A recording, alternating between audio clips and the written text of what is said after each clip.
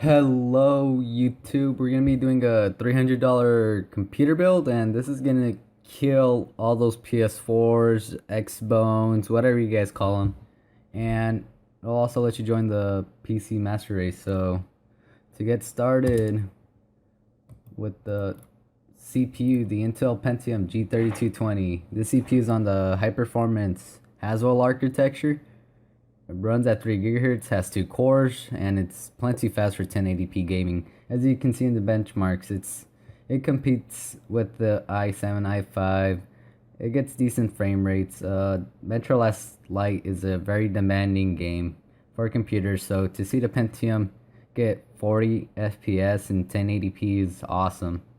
So that just shows you a little comparison of the CPUs. For the motherboard, we're getting a basic H81M motherboard, LGA 1150 socket.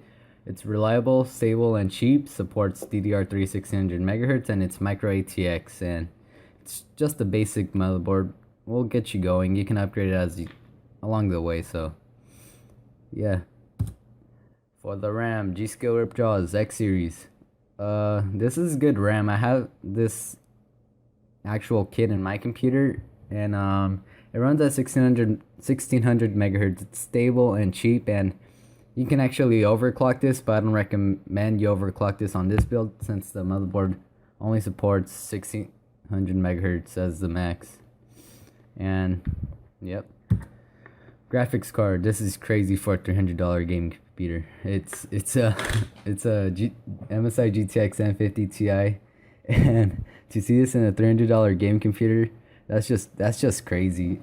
I mean, it's the twin FROZR edition. I have the twin FROZR edition for my AMD R9 270X, and yeah, this 750 Maxwell chip can play all titles at 1080p max ultra settings, and it's kind of crazy for 60 watts only. It's crazy. Oh yeah, and I forgot about the little price thingies at the bottom. This one's only $89, so you can overclock this card. For storage, you can get a Western Digital CAVIER Blue 1TB. It runs at 1700 RPM. It's good for the money and plenty of storage right there. For the case, ENERMAX OSTROG mid tower, fits ITX, MATX, and ATX. It's solid case, good ventilation, and it's $22. Sorry for that interruption right there. For the power supply, Corsair CX430, great power supply, 80 plus bronze, Corsair quality, and it's great for budget builds. You see this power supply all over the place in budget builds since it's reliable, it's cheap, it's made by Corsair, and it'll get you, it's going to be an awesome power supply.